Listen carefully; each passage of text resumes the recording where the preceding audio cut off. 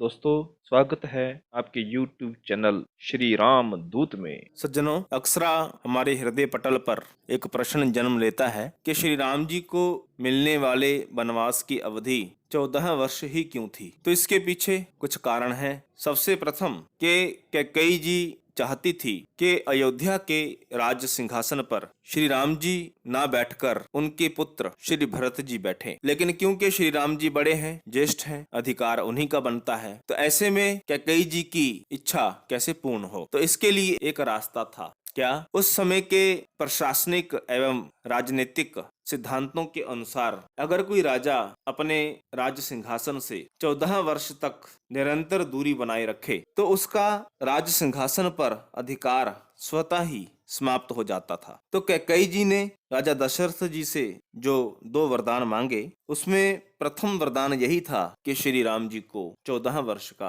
वनवास मिले। हालांकि कैकेयी जी 13 वर्ष का वरदान भी मांग सकती थी, 15 का या 20 वर्ष का वरदान भी मांग सकती थी, लेकिन 14 वर्ष का ही क्यों? तो इसमें देवी सरस्वती जी उनका एक अहम किरदार सामने आता है, क्योंकि श्री राम जी की प्रेरणा से देवी सरस्वती कैकेयी जी की जीवा पर वास करती हैं और 14 वर्ष का ही वनवास मांगने के लिए उनको प्रेरित करती हैं। क्यों? क्योंकि इसके पीछे दूसरा कारण यह है कि जिस समय कैकेयी वरदान मांगती है, ठीक उस अवधि से आने वाले 14 वर्ष के पश्चात रावण की मृत्यु श्री राम जी के हाथों होनी निश्चित लिखी गई थी। अब अगर श्री राम जी के लिए 13 वर्ष का वनवास कैकेयी जी मांगती तो श्री राम जी को भरत जी के प्रेम वश होकर 13 वर्ष के पश्चात लौटना ही पड़ता और रावण का वध संभव ना हो पाता। तो इसलिए रावण का वध हो और वनवास काल के दौरान श्री हनुमान जी, माता शबरी, भील, किरात, वनवासी, वानर, रीछ, भालू, अनेकों जंगली जीव, सबका कल्याण भी तो करना था। इसलिए श्री राम जी को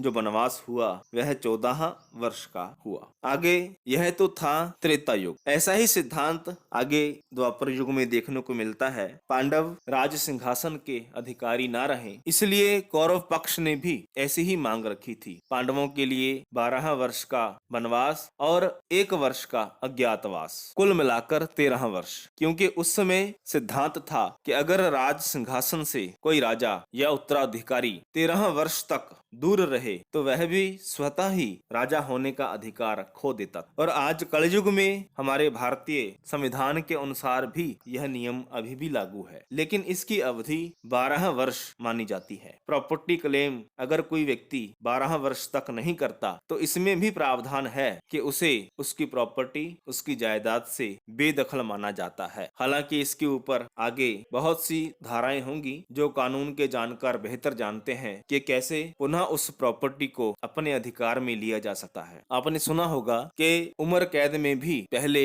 14 वर्ष की ही अवधि थी और 14 वर्ष के पश्चात जब कोई व्यक्ति लौटता था तो यह माना जाता था कि अब इसने पुरानी आदतें, पुराने कुकर्म सबका त्याग कर दिया और यह अब नए सिरे से अपना जीवन आरंभ करेगा। एक बात और, जब किसी व्यक्ति की मृत्यु हो जाती है तो हिंदू समाज में तेरहवीं करते हैं, अर्थात मृत प्राणी की जीवात्मा की शांति के लिए एक सनातन प्रक्रिया है और इसके अंतर्गत भी यही भाव है कि 13 दिन के पश्चात भोजन प्रसादी का सेवन करवाकर उस जीवात्मा को मुक्त मान लिया जाता है कि अब यह जीवात्मा ना तो यहाँ भटकेगी और ना इसकी दुर्गति होगी और अब इसका अगला रास्ता साफ हो गया है। सज्जनों, यह कुछ कारण हैं जिनके संकेत हमें हमारी भिन्न भिन्न परंपराओं में देखने को मिलते हैं। वीडियो अगर पसंद आई हो तो कृपया लाइक करें, शेयर करें, कमेंट बॉक्स में जय श्री राम अवश्य लिखें और हमारे चैनल श्री राम दूत को सब्सक्राइब अवश्य करें। धन्यवाद। जय श्री राम।